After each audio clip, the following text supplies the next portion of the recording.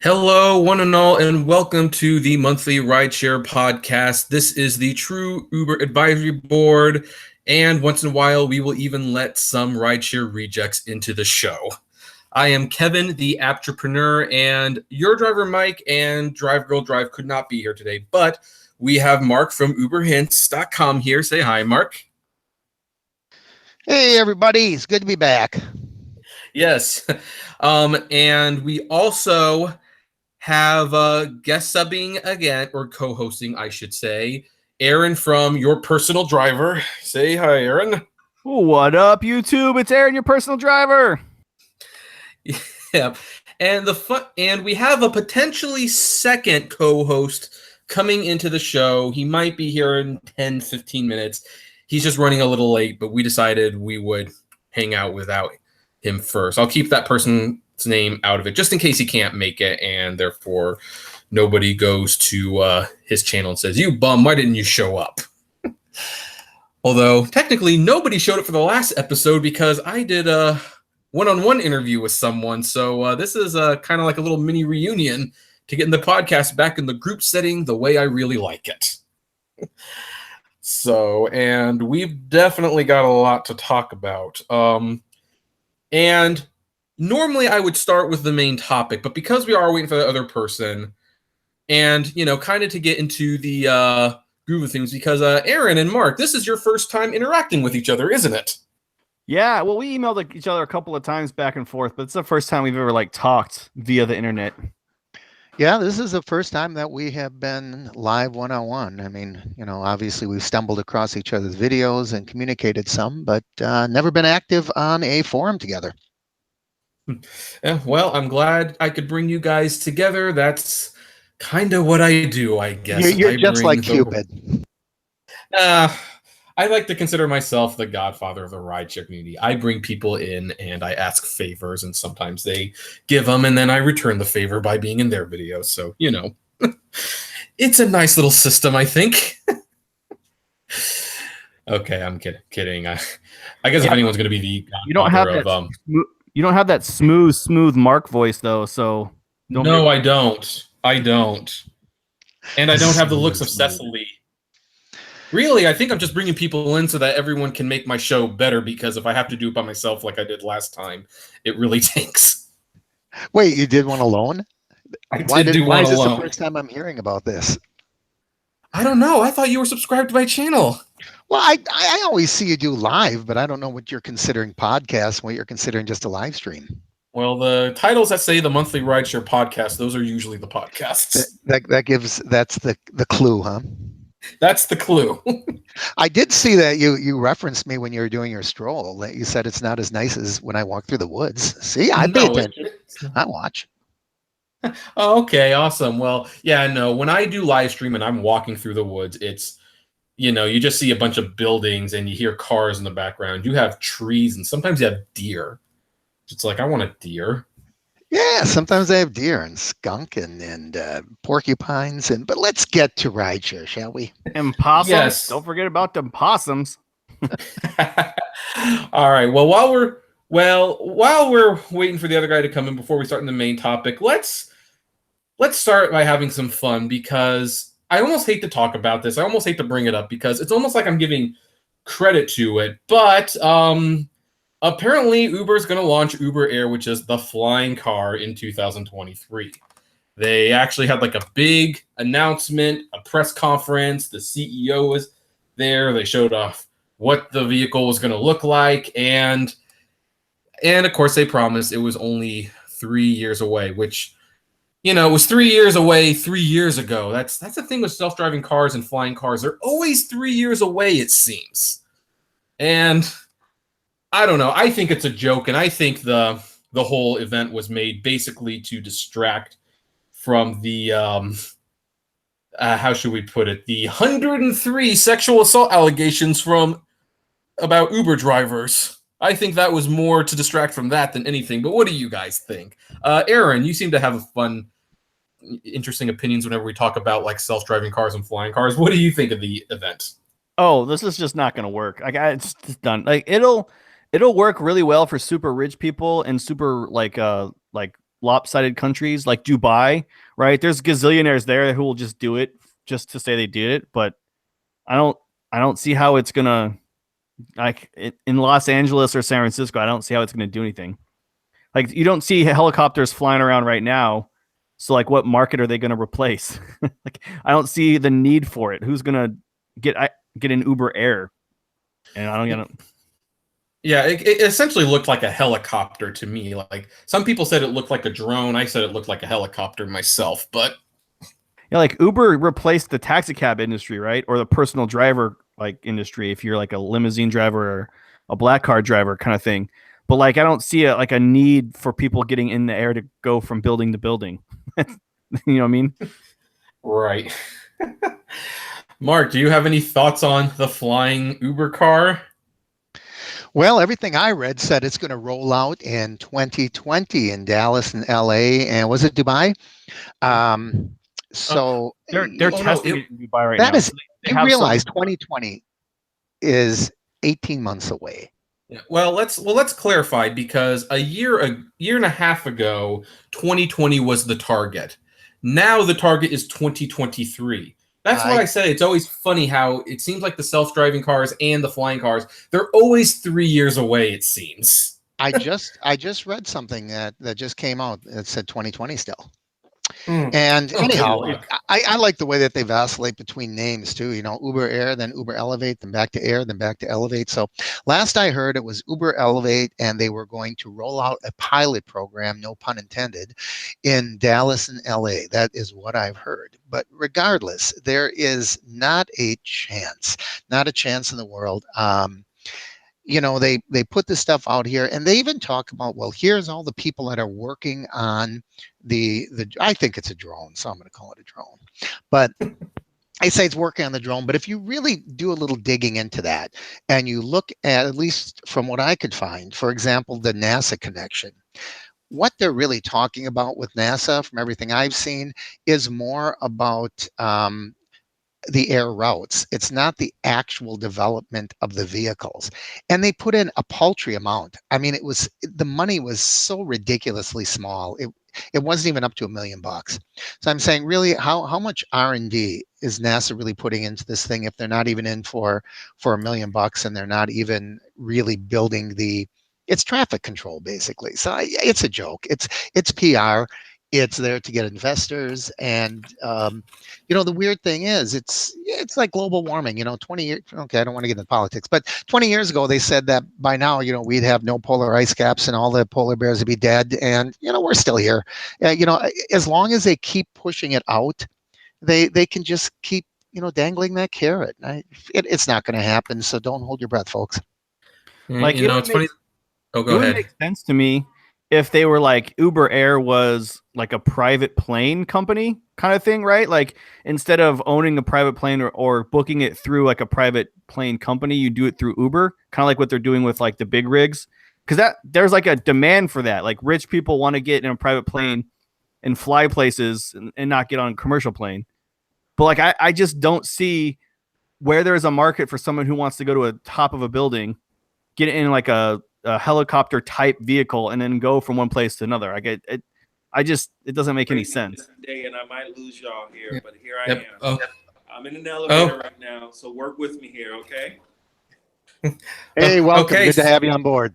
Thank you so much. Thank you. So just Y'all to let you won't know, believe this, but I'm Peterson. actually getting an Uber X car. I'm getting it right now through this wonderful new company that is putting me in this vehicle. It's awesome. Awesome. Well, just to let you know, Yes. Peterson, we actually don't do video here, so you can turn the video off. It helps. This is meant to be listened to on iTunes later on down the I don't know road. how to turn it off. So Oh, how there's do I turn it off? there's like a camera icon near the Google Hangouts near the top, and it says, There we go. Got it. Okay. yeah, there we go. So anyway, folks, sorry for the interruption. This is the second co-host that I was inviting into the show. This is Ulancy Peterson. I said that correctly, right? You did. You got it correct. All right, and he is with Ride with Peterson, and here's the main reason I wanted to hold off on discussing the main topic because he came on my radar when the upfront pricing thing was just being discovered, and he sent me a link to a video he made where he read about the terms of service, and he explained it so well. I was impressed, and I've kind of used him as like my go-to guy when you want to talk about contracts and the nuances of it. And well, I'll let you tell a little bit about yourself. Introduce yourself and explain what it is your channel mainly does. Hello, everybody. My name is Ulancy Peterson. My channel, I speak mostly about Uber Select, Uber Black, and Uber Lux. But one of the reasons why I focus so much on the contract was because I was the legislative representative when I was a bus operator for LA Metro. And one of my specialties was reading the contract and analyzing how it benefited the operators, how it was detrimental to the operators, and what it meant to the company. And I was able to look at all the loopholes, all the problems, all the issues, so that people would know exactly what it was they were signing up for, what they were, what the employer was doing to us. And when this whole thing with the fares and how drivers were getting ripped off 81, 82%. I'm like, okay, how are they able to do this? There had to be something in the contract that was allowing them to do this. And that's when I started reading the contract. Like every other driver out there, I had signed up and just clicked on, accept the terms and conditions because I wanted to make money. I wanted to drive. I didn't read the terms and conditions until the issues of drivers being taken for 81% of their money. Then I started reading it and I found out real fast why Uber was able to do what they were doing with the money. And that video went viral, and you became a star in the rideshare community in your own right. Well, I'm gonna tell you, after this whole thing with California, we got more information to come up with. Give me just a second. Oh yeah, we are going to be talking about California in a moment. That's why lawsuits are so important. People always get mad at lawsuits, but when you get in a courtroom, you can't use propaganda. You have to tell the truth and prove your case. So even if you're a driver and you lose in court, it's still important that you go there because of what you find out during the court proceedings. Right. Exactly. So let's hear. So Aaron, are you familiar with Peterson by any chance? I'm not. I'm over here trying to listen and also trying to look him up on YouTube so I can add him to the stuff. Okay, well, so Peterson, we have two YouTubers who admitted that they are not familiar with you, but this is what I like to do. I like to bring us all together. So, yeah, Peterson, we have Mark from Uber Hints and Aaron from Your Personal Driver with us today. Okay, well, I'm definitely familiar with Mark. How you doing, Mark? I love your channel, by the way. I don't comment as much as I should, but I definitely loved your channel. And Your Personal Driver, I'm familiar with you, but I haven't seen any of your videos yet, but I know your videos are great. If you're talking with Kevin, your videos are great. Thank you for the very politically nice answer. Thank you. Yeah, it's good. It's good to be voice to voice, so to speak, if we can't be face to face. Absolutely. Well, I'm not politically correct. The only reason we have Aaron here is because Cecily couldn't make it, so. Oh. Yeah, okay. I'm the standby host. They just call me when they can't find anyone else. All right. I'm finally in my Uber X car. I have not been in an Uber X car for almost 2 years now. This is something, but this is a very special moment for me. It really is.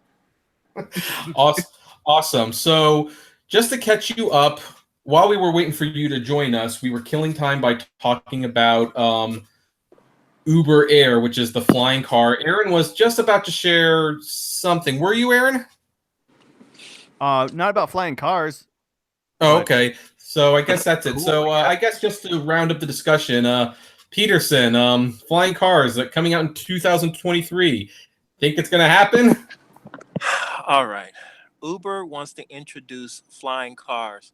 Keep this in mind that we, the drivers, we are the ones responsible for those flying cars. Think about it. The work that all the drivers have done around the world is responsible for flying cars happening. Now, that is hoping that Uber honestly believes that they're going to survive to that point. That's why they're coming out with this big grand vision of flying cars. But they can't even get cars on the ground right.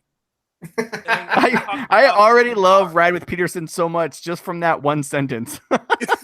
I mean, really think of, and we don't even have to go there with that point, but with all the lawsuits that they're facing and the fact that they may have to reclassify hundreds of thousands, if not millions of drivers as employees, and the amount of money they're facing behind that, and they really do have a lot of hope. They really, really do. And to say by 2023 they're going to have this, I'm like, really? Are you serious? I'm like, wow. That is my opinion. Yep. So, yeah. Well, now that you have mentioned the California Supreme Court, I think it's time to talk about this because the big news item is obviously that thanks to the California Supreme Court, Uber, Lyft, DoorDash, Postmates, Amazon Flex, Saucy, I don't think OrderUp is in California, Grubhub, all these places might have to convert all their drivers from independent contractors to employees. So now I was reading the case, and the details are so big, but according to CNN Money, the case that was before California Supreme Court involved courier service Dynamex, which converted all delivery drivers to independent contractors from employees in 2014. Some of his workers then sued, saying that should still be classified as employees, in part because they worked solely for Dynamex, which exerted significant control over the assignments they took, their pay rates, their uniforms, and other aspects of the jobs. The workers won in lower courts. When Dynamex appealed, the state Supreme Court not only upheld the previous decisions, but also decided to adopt a standard similar one currently used in a handful of states, such as Illinois and New Jersey, for determining whether a worker is an independent contractor or an employee. And and of course, Aaron's probably the most knowledgeable about this next to me, so he can correct me if I'm slipping a little bit. But I think that what that means is basically based on some of the things that Uber is doing, which is controlling the rates, not letting us know where we're going, definitely pulls us out of the independent contractor field. Am I getting that correct, Aaron? Okay, so California law, when it comes to employee versus contractor, is a little different than say other states or federal or whatever. They have it's called an ABC test. A was, or you can call it 1, 2, 3. It's just a fancy way of saying there are 3 standards by which California decides if you're a contractor or not. So the first one, or A, is the worker is free from control and direction of the hiring entity in connection with the performance of the work. In other words, can you make your own schedule? Can you take your own breaks? Can you do your job when you want to do? And that, even the court said clearly we are not employees according to A. The problem is B and C. Okay, so B, in California, the worker has to perform a job outside the normal course of what the company is. So an example used was an apartment complex can hire a contractor to come in and fix the pipes, but you can't say that the person at the front desk that's doing the application processing or the paying of the rent and that sort of thing is a contractor. That is an employee. And that is where Uber initially failed because Dynamex ultimately failed because it's a driving service and the contractors were drivers. So that was literally exactly what the business was. It also failed the C part of the test, but it's not as important, which is the worker is customarily engaged in an independent established trade, occupation, or business, meaning you would have to be basically a driver of your own company and then also work for Uber, but you couldn't just solely work for Uber. But that was not necessarily what got them in trouble. Right. So it sounds like B is what got them in trouble because, yeah, you're basically just doing one thing for Uber. You're driving. Now, of course, it just dawned on me. How does Uber respond? How do the courts respond if Uber says, well, but people can also deliver food. Does that fall under driving, in your opinion? Well, maybe for Lyft, but Uber has Uber Eats. So you'd have to say, like, Uber was going to, first off, they can't do anything about it, really, because the California Supreme Court doesn't, you can't appeal that to anyone. It's California law unless it violates the Constitution, which they can say it does somehow. But what's going to happen is once Uber has to defend the lawsuits that are going to come from other Uber drivers, is they're going to have to show that there's another product that they're doing other than driving. I don't see how they're going to do that. Especially when the future of the company is air vehicles and self-driving cars, in which they've both been pretty honest, like, we don't even want drivers. This is all going to be autonomous, which, whatever. But yeah, essentially the only thing Uber even hires people for is to drive. Yeah, I want to say one last thing. Sorry to go backwards, but I forgot to mention that if you fail one of the three, you're an employee. So even if Uber got two of the three right, they would still technically fail. In California, you have to pass all three parts of the section to be considered a contractor. So even if it's just B, it's still gonna fail the test. Right. So now that we've established that basically Uber has failed the test, and we're definitely looking at potentially becoming employees very soon. I guess the first thing, I'll go to each and every one of you individually, and we'll start with you, Aaron, and then go to Mark, and then Peterson. But do you want to be an employee or not? And if so, why? No, I definitely don't want to be an employee. So I have a kind of a nuanced position. It confuses people. I don't want to be an employee of Uber, but I think I am an employee of Uber. Those are two separate things. I remember at one point, like a year or two ago, where I felt like an independent contractor.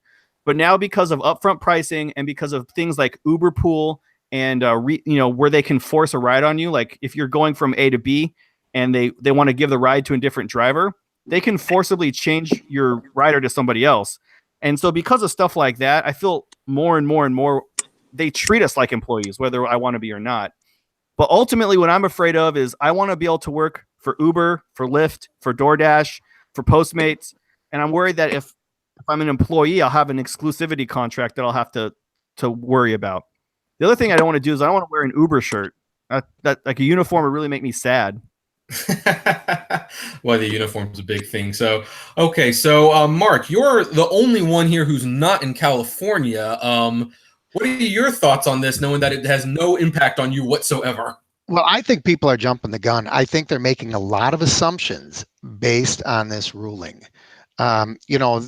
Absolutely, the ruling existed. However, the ruling was not for Uber and Lyft, right? The ruling was made against Dynamex. Now, what's happening here is you're getting a lot of labor attorneys are jumping on this because it's in their best interest. They're saying, well, this is what it means. Until I actually see it applied, I'm not convinced that all these people that are jumping in only a few days after the ruling, I'm not convinced they're right just yet. I'm not convinced that it's going to happen. I think a lot of these companies are going to be going through this ruling with a fine-tooth comb. They're going to see how they can make little changes to avoid this happening. Also, I know I can't speak for California, but in Wisconsin, there are different standards. It's not as simple as an ABC or 1, 2, 3. For example, there are different applications for whether or not you are an independent contractor as it applies to something like workman's compensation, as opposed to how it might apply to some different things. So different components. Now, I'm not an attorney speaking here, but I've listened to a lot of people talking about this, and I'm just not convinced yet. I'm still going to be sitting on the fence waiting to see if this thing comes through. Now, if it does, I've said to a few people in my live cast earlier today, be careful what you wish for, because if we are employees, what's going to start happening is they are going to start taking deductions out of our paycheck. They're going to start putting restrictions and absolutes on how we drive. They're going to say, if you want to drive for us, then you got to drive a certain number of hours. They're going to they can pretty much do whatever they want if they decide that we are employees. And don't assume because we're an employee that we're going to start getting benefits, because what they can do is say everybody's a part-time employee. So, I think that there's some jubilation out there that might be premature, not just because it may not go the direction we want it to go, but also because I'm not convinced that this thing's going to take hold. Uber is strong. Uber has a lot of attorneys, and Uber finds They have loopholes. to. And so that's kind of my take on it. I guess I'm just gonna wait this one out. I'm not convinced we're all going to be employees next week. All right. And so finally, Peterson, the contract guy. Now, Peterson, by the way, should be noted. It's interesting because all of us drive Uber X, but Peterson, and I know because I've been in this very nice car when we did a live cast together, is in this very nice BMW. He drives Select. Well, I So, drive more than Select. I also drive Uber Black. I drive Uber Black and Uber Lux as well. And here's an interesting thing, and I have to stress this. I am not an attorney. I do not have a law degree. But what I do is I just simply read the contract and I think about who wins and who loses. How does this benefit me? How does this hurt me? How does this benefit Uber and how does it hurt Uber? Those are the four questions I ask when I look at anything. So this is the one thing I had to remember about this ruling. First of all, it was not against Uber. It was against the company Dynamex. Next thing, that the ruling that was in favor of the employees of Dynamex, it had been upheld by the Supreme Court of California. So as far as the state of California is concerned, this is settled law, because not only did they uphold at least two previous rulings in favor of the employees. Hold on. Yeah, could I have that pink slip? There you go. Thank you. Okay, no problem. Not only did they uphold those rulings, but also the California Supreme Court, they changed the method that the state uses to determine what the worker classifications should be. That is the big thing. The other two cases did not do that. Before, there was no ABC test. Before, it was, I think, an economic standards test or economic realities test or so, which was a lot more flexible than what the ABC test is. Now, the reason why this is interesting on my side as being an Uber Select, Black, and Lux is when you have a commercial driver with a commercial vehicle, a TCP permit, or whatever, these rules don't apply because we're considered independent contractors just by the very nature that Uber is partnering with either an LLC or another corporation. What Uber could do in the state of California as a loophole is they could say, look, if you want to be an Uber, if you want to be a driver for Uber in California, you have to have a TCP permit. Now what has happened is individual drivers with using their own vehicles, you can't do that anymore. You have to have a vehicle that's commercially registered with commercial insurance, with a TCP permit, with a formal airport permit. And in order to get the insurance companies won't even talk to you to give you a quote unless you are an LLC or a corporation. I know this because I've tried for a year to get quotes as an independent, as a individual. But when I told them I had a corporation, all of a sudden I'm getting all kinds of quotes. And I had to tell them I'm a taxi. Before I was said, oh, I'm driving for Uber and I'm just rideshare. They don't want to hear that. When you say I'm a taxi and I'm a corporation or an LLC, then you get the quote, and then you realize, oh my God, the insurance is $4,000 or $5,000 a year, and you have to have $750,000 worth of liability. If there's a loophole, that's what the loophole is going to be for the state of California.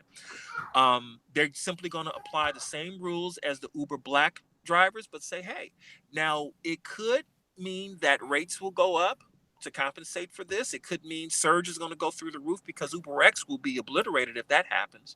But we won't really know because there may be another loophole that they could find in here. But I agree with everything Mark said. They have a lot of people who are going to look in this, who's going to research it with a fine-tooth comb. They'll make changes to the app if necessary. They may say, okay, you know what?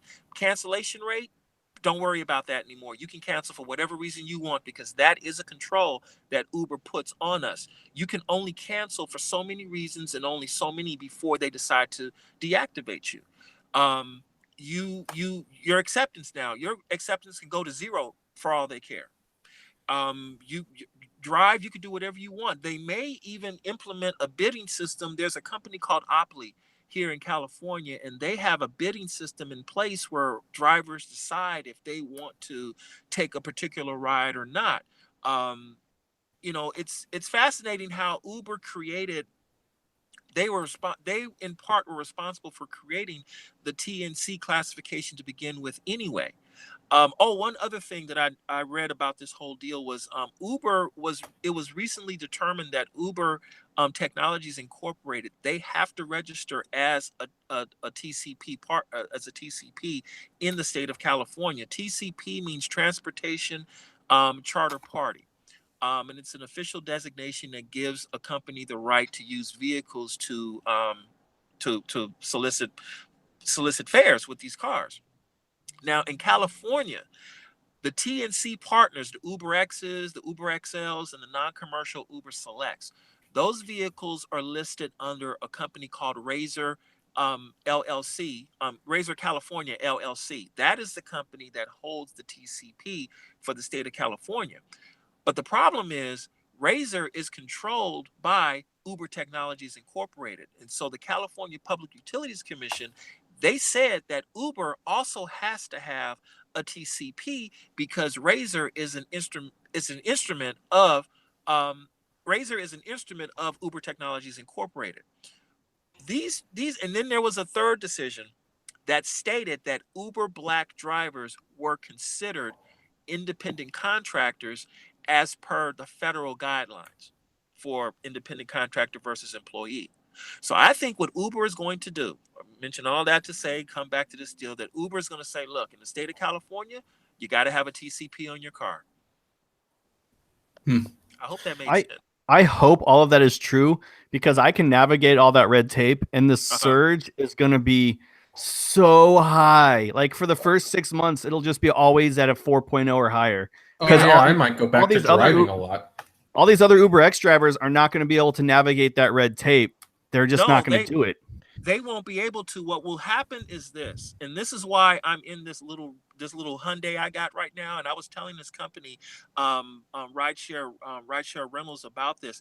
This company is already in a position to convert their vehicles to a TCP because they already have commercial insurance. They already have a fleet of cars. It's no thing for them to go and spend $1,000 or $1,500 on their fleet of vehicles and assign these cars as commercial vehicles. If drivers want to continue driving on Uber X, they're going to have to rent cars. Unless they decide to form their own limousine company and put their personal vehicles on it. But then the thing is, they're going to also have to incorporate. If they incorporate, they're going to have to establish business accounts, all kinds. And when you look at the amount of money necessary to form your own transportation company, first of all, it's not affordable for any Uber X driver to do it. No, it's not. The rates are going to have to go up in order to make that happen. The scenario may not be as bad as it is in New York, but it will be similar to what's going on in New York because the city of New York determined that Uber X drivers had to follow the same directive as the black cars and the taxi companies out there. And so it was like, hey, this is what you have to do. There's already precedent for what Uber has to do, but the difference is this. They didn't have to do it on a state level. This they have to do it on a state level. I don't think Uber is going to pull out of California because this market is too important to them, and it would be so embarrassing if Uber can do business everywhere but in the state in which they're headquartered. Yeah, they're headquartered in San Francisco. Yeah. Here's the thing. If Uber leaves, Lyft will instantly win. That's what the same thing almost happened in Seattle. Uber threatened to leave Seattle when the union was formed there, but Lyft was like, bye, we'll do it. And then we'll have 100% of the market share. Could you imagine if Uber had lost all of the market share to Lyft and then Lyft complied and then they have 100% of San Francisco, LA, and everything in between? But this thing applies to Lyft as well, too. Because they do the same thing. Well, yeah, but Lyft will comply them. Yeah. Well, maybe real they'll difference comply because here keep in is mind they Lyft. left Texas with Uber. Well, yeah, but that was because of the rules of identifying drivers and background checks and security and everything, and those things come into place with becoming a TCP anyway. So Uber's going to have to do all that stuff. Lyft is going to have to do it as well too. But as far as the standard of, are you an independent contractor? If you are a employee, that's going to apply to any rideshare company. They're Yeah, gonna you know have what, and the I would thing we also have like to think, Okay, okay, well, the thing Mark, we go have ahead. to think about is no law is permanent. And Uber is bigger than any limousine service. It's bigger than any taxi service. You know, they have people that are working on those lawmakers, on the, you know, I don't know exactly what the and political I can setup tell is you. in California. I can tell you about that too, but I'll let you finish because that's the next thing to talk Well, about. I'm just going to say, what, you know, what's going to happen is Uber is going to start putting pressure on those lawmakers, and they're going to, you know, things don't have to be consistent. We don't have to work within the status quo. They'll Mhm. go to work and they'll get laws changed because they have how many billions of dollars, and they don't care if they lose money. They've been pissing away money for how long? You know, $4.5 billion last year alone. That is true. But I tell you this, there is a new there's a California assemblyman. His name is he's in Silicon Valley. And I think I made a video about this. They're trying to push through a new worker classification. They're calling it the marketplace contractor. And what it's supposed to do, it's supposed to blend the best elements of independent contractor with selected elements of employee, so that you're like a super independent contractor of sorts. Because yeah, what I've Uber I didn't mean to cut you off. Go ahead. no, because Uber does not want to pay for the workers' compensation taxes. They do not want to pay for unemployment compensation, They don't want to and pay for those and anything. those and then start processing taxes. This all, at the end of the day, it's about Uber. Supposedly, they're supposed to be following the same rules as every other taxi and limo company in the state has done since they have been regulated. And Uber and Lyft has found a way around it, and the limo and taxi cab companies were fed up with it, and they were pushing back.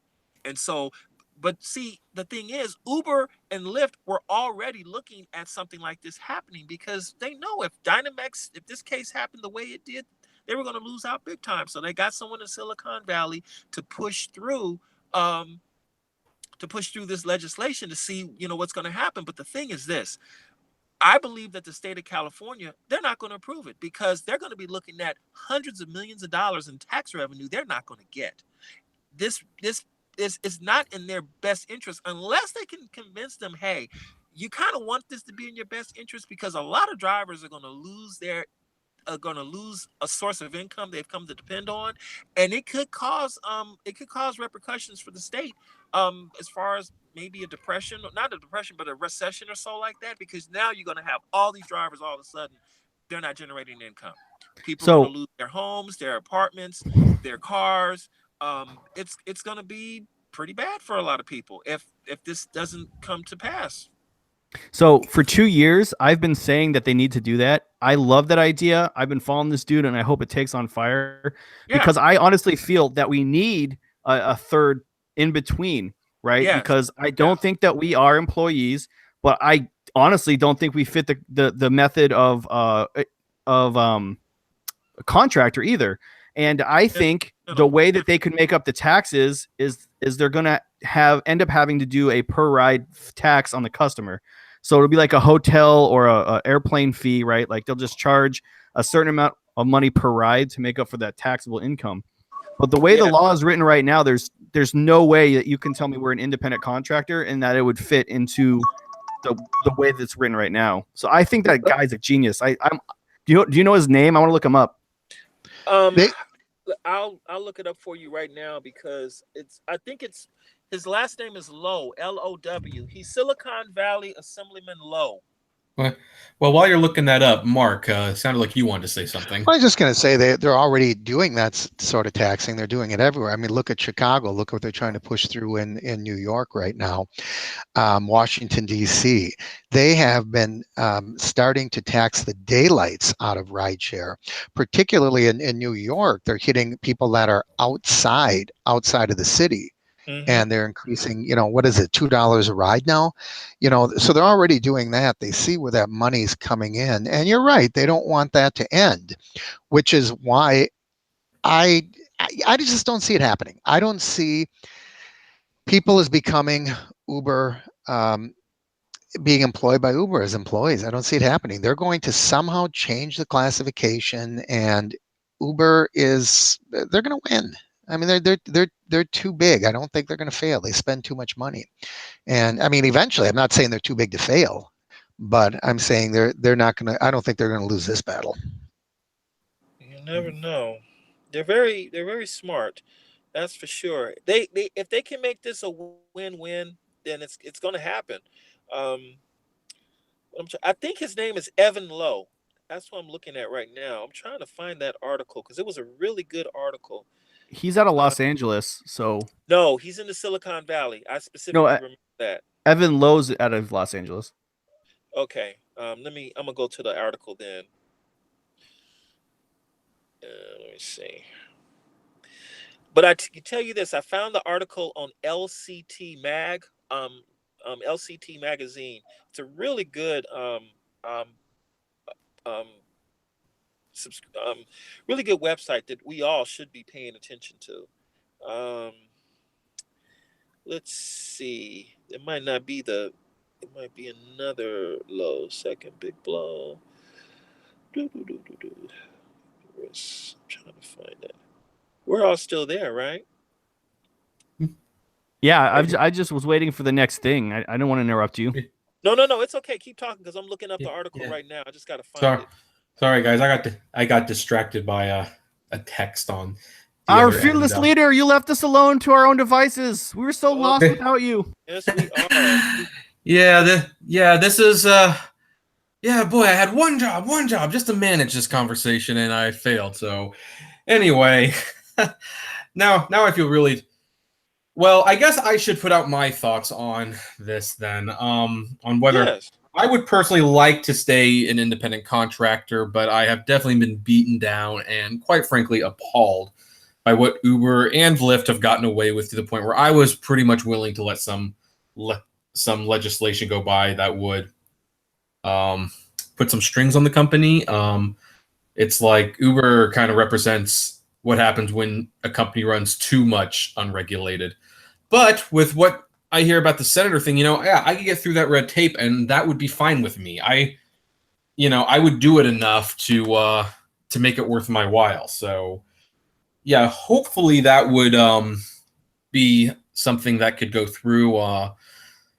But I do wonder now how much longer the Uber X and Uber pool platform really has, because especially in California, because lawmakers here are just starting to really, really crack down on it.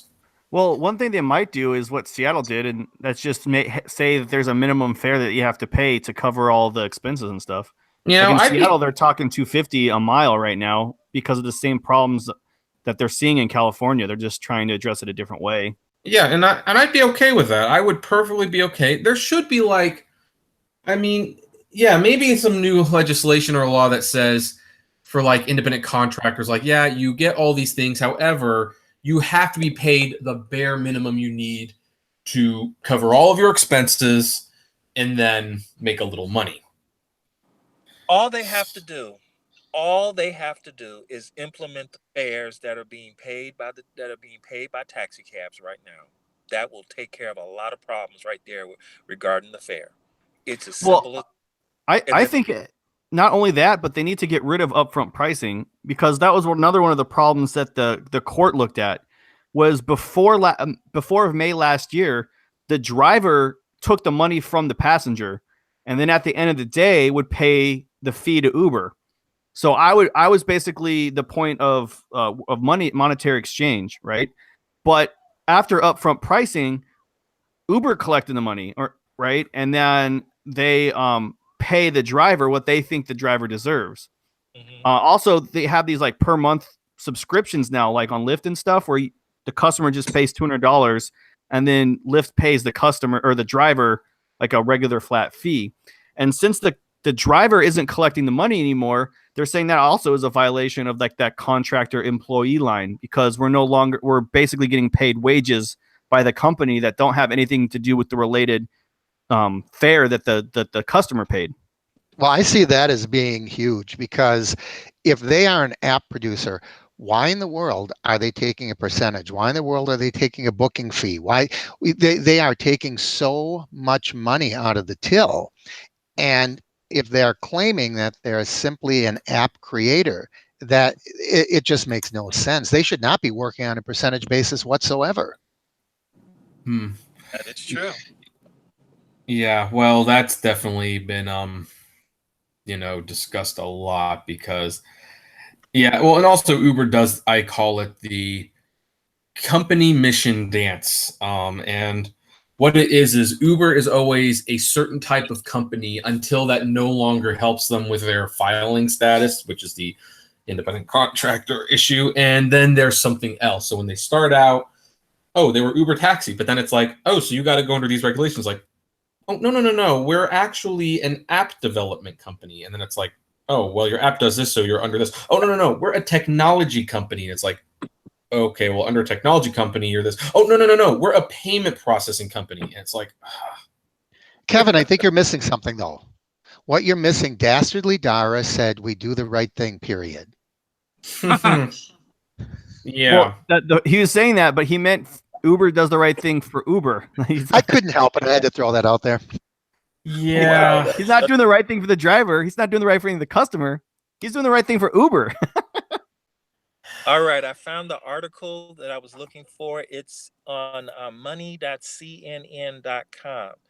And it says here, in response, Silicon Valley Assembly member Evan Lowe introduced a bill that would set up shared benefits plans to which online platform companies could contribute, and in doing so, create a new employment classification for, quotation marks, marketplace contractors who would not be subject to all of the laws governing regular employees. So that's what they're trying to do in the state of California right now. I would love to see what it is they're investigating. Is it going to benefit the company or benefit drivers? Because when you say they create a new category, that could mean a category that fits like a glove what Uber wants. And whenever I see stuff like that's exactly what it is. I look at that with a grain of salt. Yeah, it's designed to benefit Uber, because you have to remember the last part of this sentence was the important thing. It said it would create an employment classification who would not be subject to all of the laws governing regular employees. That's the key. See, the thing is this: if they can find a way to say, okay, this is what we'll do, we'll make it easy for you to get health insurance, and we'll make it easy for you to have half a pension. But all the other stuff like workman's compensation insurance and, paid maternity leave and paid sick time and vacations, well, you're still going to get the independent contractor treatment. So we're not going to give you those things. That's what that benefits the company at the end of the day, because there's less money they have to pay for all of the things that employees are entitled to. Well, And the thing about all this, they could have headed all of this off by just being fair with drivers from the start. Way back at the beginning, right. when it was 20% that they were taking, and if they would have just kept that crystal clear and clean, people wouldn't have been so pissed off, and people would not have taken things to court. But they kept pushing and pushing and taking, and they created their own problems. There was a time, believe it or not, does anyone remember the time when drivers were actually happy with what they were doing? Oh yeah. Yeah, I do too. Preach, Mark, preach. I remember that a long time ago. So, but the interesting thing about this, which makes it really fascinating, this the result of all this wasn't because Uber was directly sued. Remember, this was a ruling from a totally different company. Exactly. And because Uber, yeah, and so this right here is really called karma. That's what this is called. I'm not convinced it is yet, though, Peterson, because I've got to see it applied first. Like I said, I am the cynic of all cynics, and Yeah. I am so Really? that Uber is You're going to find their way out of this. I am They are going to find a convinced of way it. out of this. They're going to find a way. I personally believe what's going to happen is they're going to say, you know what? All Uber X drivers, no, all drivers in California, all drivers have to have a TCP permit. I think that's going to fix it, because what's going to happen is that will probably be the fastest way to put everybody under the federal rules of independent contractor versus employee. I think that's what they're going to do. You know, another thing they could do is they could just hire some drivers as employees. Like, it doesn't even have to be a lot. It could be like 25, and then just pay them like $20 an hour, and they drive Monday through Friday for 8 hours. And that way, when they go to court or whatever, like, what are you talking about? These are our employees. Just look at the difference between these and the contractors. And I think if they did that, it would kind of help back up their own like argument that we are contractors, because they'd have that to kind of, mess around with. Although I'm crazy, I guess. Well, another thing they could do is they could give each driver the option, if they decide not to go the TCP route. Do you want to be an employee, or do you want to do this? Maybe they could do something there. But the fact is, whatever they do, it's going to have to follow the law. And I think an option would be good too. I wouldn't take that option, but I think it would help them cover their ass. Yeah, I mean, I personally want to remain an independent contractor. I was an employee for 28 years. I'm done with that. So I'm like, hey, I'm perfectly fine being an independent contractor. I love it because I just don't want to be controlled. I think what they're going to do is they're going to finally make all these changes to the app that drivers have been asking them for years. And those changes alone will probably be enough to say, okay, you know what? Now that certain controls aren't in place anymore, okay, you really are just an app development company, and you don't control these aspects of what the driver does in order to deliver the service. And what they're doing is the commission is a fee that is being paid to have access to the platform to generate money. So when that happens, do you suppose they'll hold a press conference to announce the new app? Who knows what they will do? They will probably just, you know what? Here's the thing. It's gonna make news on everyone, that's for sure. Will they make a press conference or not? Who knows? What they'll probably do is they'll probably submit a nice little note in the app like they always do, and then they'll have their press person talk about it. But as far as a big press conference with the CEO driving a expedition around to prove that he's an independent contractor now, I don't think that's going to happen. Oh no, they won't do that again. All right, have we beaten this horse to death? By the way, should we? I hate to tell you guys, if they're going to do a press conference on an app update, they're going to do a press conference on anything. Well, actually, it's funny that you mentioned the press conference, because Uber just did a press conference an hour and a half ago. This was just tipped off to me. Oh well, that was for the flying cars. I mean, that. This is not for the flying car. That's what I'm waiting for. No, it's not for the driver. It's not for the flying cars. This was a press conference to let people know that the driverless cars will be back on the road in 3 months.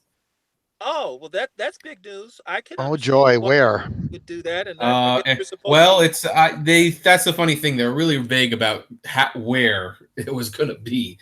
I know they're not allowed back in Arizona. They're not allowed in California. So, yeah, I don't know where they're going. Yeah, I think that Arizona governor is going to really be watching his backside with Uber from here on out. Wait a minute. They're reestablishing the cars in Arizona? No, they're not. No, they just announced that the cars were coming back. I said that he got bit, and I think he's going to be very careful. Oh, the Arizona governor, of course he will. They're not going to let Uber drive, because that was allowed in by executive order. Yeah, I mean, that was squarely on his shoulders, and he did some major league backpedaling. Yeah. Yep. So what I'm saying is so Uber is so that I'm clear and I understand completely. Uber is going to put their autonomous vehicles back on the road in other states. Well, that they said that the driverless cars will be back in 3 months. They declined to comment where this would be exactly. They just said they're coming back, which is funny because it's like I thought they would wait at least a year before they even attempted to bring it back because people still don't want to work with them on it. Well, maybe they'll go into action on the Bonneville Salt Flats or something, where there's no other traffic, nobody's walking around. Yeah. Okay, now I'm Uber just already being has stupid. Yeah, they already have their own automated proving ground for that to do that thing before they started putting it in public or so. But the fact that they want to bring those cars back so soon, I don't think states are going to allow that to happen. I think they're going to block it. They're going to say no. They may think they're going to put the cars back on the road, but you're going to have some people that's going to say, you know what, nah, we're not going to allow it. We're going to revoke your license until you all figure out what you're going to do in a little better way. Yeah. I think. I mean, at least Well, they can get Waymo, when around their that in a car hurry. crashed. Don't you think? Don't you think, Peterson, that all they will do is they'll say, well, it's not an autonomous car. They're just going to call the quote unquote safety driver, the licensed driver of the vehicle. And they'll continue. Uber, I don't know if you guys know this, but Uber is a little sneaky.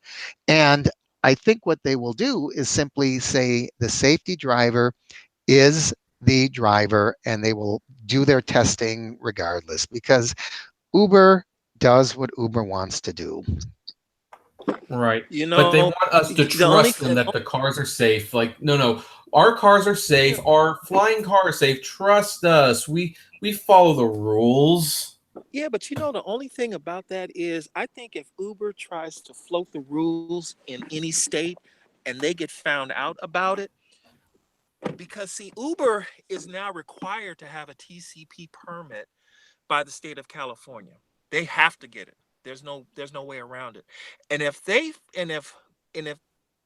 Uber floats around and plays games like that, the state of California will revoke their TCP permit, and then they can't operate at all in the state of California. They don't want to play that game. They really don't. Yeah, it's possible. Think about it. But Uber pushes their luck so much. Their whole company is built on pushing their luck. So why wouldn't they do it now as well? I don't think they'll push their luck with this. If a California regulator, a senator, the governor says, you know what, no, you're not going to have you're going to have to sue us for it. They're okay, fine. We can't bring him back on the road because see, remember, they did not give a specific date on when they could have him back on the road because the governor could come up and say, you know what, no, we're going to revoke your ability to operate these vehicles on our roads. We don't care if there's a safety. Technically, they have revoked it. They did revoke it. The governor sent them a letter and said he was appalled that they failed to follow basic state safety standards and that they were no longer welcome in Arizona. He was shocked, wasn't he? He really took a stand. Like, who knew that company with so many scandals might do something scandalous? Hey, I do have a question to put out to you guys regarding this driverless car, because all we've been talking about here and all we've been hearing about is the production of it. But I'm sure all of you have heard the same thing from your viewers that I've heard, and it's come across, it's crossed everybody's mind. How it's one thing to say, will these things work? Can we get it through? Will we have driverless cars on the road? It's another thing to say, how are they going to deal with everyday situations? How are they going to deal with someone? I think someone just asked it here in the chat, in fact. How are they going to deal with someone trashing the car? How are they going to deal with someone getting sick in the car? How are they going to deal when somebody like what happened recently where someone had a baby in the car? How are they going to deal with weird traffic situations when they are not thinking? How are they going to deal with all that? It's one thing to say we have the technology. It's another thing to just look at real life situations.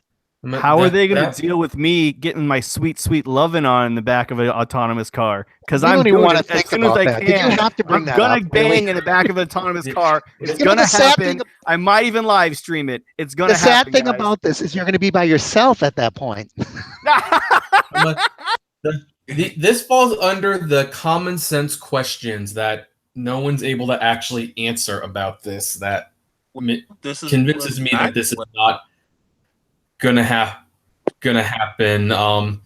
By the way, it's a really good oh, by the way, I've kind of been half paying attention to the chat this time because Mike isn't here to monitor it. So thanks Dark Road Run for the super chat. But I think this is actually like a pretty good segue for the final topic, and we won't spend as much time on this one because I'm pretty sure there's not much. But boy, how interesting was it that Uber actually finally came forward and admitted what the cause was of the crash in Arizona, and it was that the car actually did see the pedestrian, did acknowledge something was there, and then chose not to stop. Does that bring anyone peace of mind or make them even more nervous? Because Uber explained that they actually do have settings in these cars so that in case there's like a paper bag or something in the street and the car sees it, then it won't stop for that, because you don't want these cars stopping for every twig that falls in the street, and that's understandable. But it was turned so much in one direction that it saw a full human pushing a bike across the street and deemed it not worth stopping for. Who wants to take that one first? I have a bad will joke. take this one since I already did a video on it. Does it set your mind at ease that they recognize it, but they couldn't handle it? I think that's going to be the major issue. I mean, I don't see how they could have actually released that information thinking that that was actually good news, because I almost think that's worse. Yeah, we saw it, but we ran over her anyways. And it goes to this whole thing. I've run a couple of videos on this whole idea now. How is a car going to make that distinction? Now when it sees, and up here in Wisconsin, you guys don't deal with this, but we deal with snow on the road all the time. And I know one of the people said on my channel said, well, they'll have thermal infrared cameras that'll make a determination. Okay, so how do you know now that this pile of snow isn't a big old chunk of ice as opposed to a pile of snow? Well, we can determine that because we're human beings and we can make rational assessments. I think once you see that, it's one thing to have all of this technology that can sense the information. And the things that people say are dead on correct. They don't get tired. They don't fall asleep. They're not looking down at their cell phone. They're not sneezing and suddenly the wheel turns. It's not doing any of that. But it also can't make decisions. It can't think. And I think that is the major problem with this. They're probably telling the truth. It probably did sense it, and it didn't do anything about it because it cannot make a rational decision. Mic drop. Go. Well, I would just say yet. Like, they can't do that yet. Also, before we take Uber's word for it, like, I don't believe anything Uber says ever. So I don't believe them when they say this, because the LiDAR company that they're contracting through had a press release and was pissed because they said that Uber turned off the LiDAR safety protocols. So it's just as likely that Uber is just saying this to cover their own ass publicly, but they turned off the safety protocols. So maybe the software didn't work, but also maybe it did work because Uber didn't want it to stop. I don't know. Wow.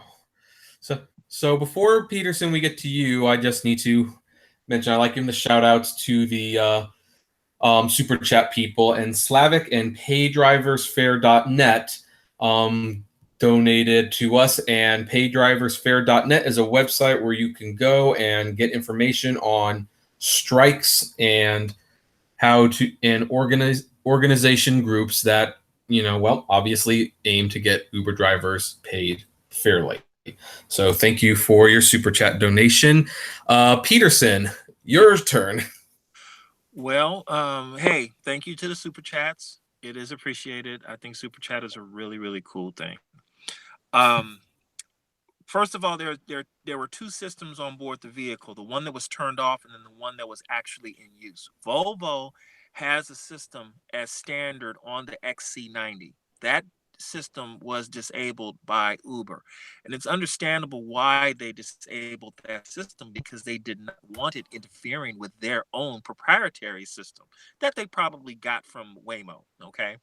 So for whatever reason, the Waymo system detected the obstacle and decided that it wasn't worth stopping for. So the thing is this: if it detected the system, what did the safety driver see? Did it even beep at the safety driver to let them know there was something going on? You would figure that if you're putting this big, gigantic thing that looks like it's sucking your face, like from the movie Alien, that it would at least make a beep and say, hey, there's something in front of the car. Why don't you check it out before you keep paying attention to your phone or sleeping? Because I'm looking at the video that was released to the world, and I'm looking at the driver, and I'm thinking either the person was asleep or they were texting. And the way their eyes were moving really fast, I'm thinking they were texting. And the car's moving down the road, and we've all done it. We've all sent a text message, and we're looking fast, and we're looking back or so. But it's dark. It's nighttime. The car has LED headlights, so it's well lit. And you're thinking, why didn't the system notice this person going across the road before the incident actually happened? Maybe they turned off the beeps, because think about it. This safety driver is sitting in the car all day long, and it's beeping like crazy for everyone going down the road.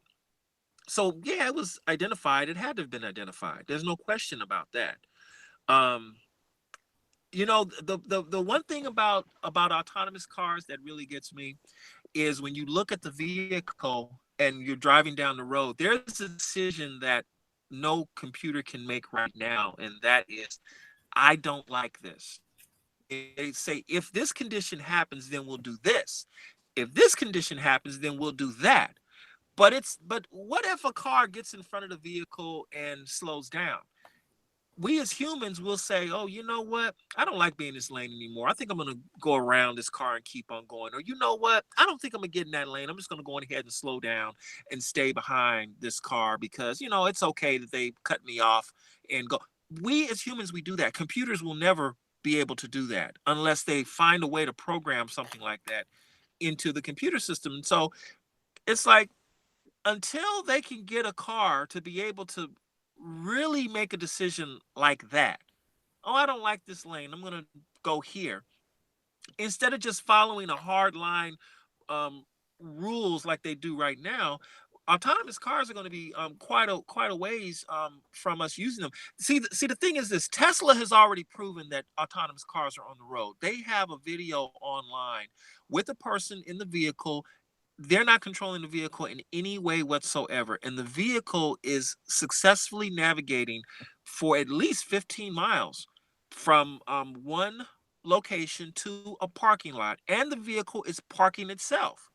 It's really amazing when you see it. It's on a 2-lane highway, on the freeway, going around curves, stopping for people crossing in front of it, jaywalking, the whole 9 yards. So technically, autonomous cars are here, but they're not ready to be unleashed on the world like people think they are. I don't think the cars are going to be ready for at least 10 years, in part because right now we have too many non-autonomous vehicles being produced right now. I'm sitting in a 2018 Hyundai Elantra. This is one of the cheapest cars I've ever been in.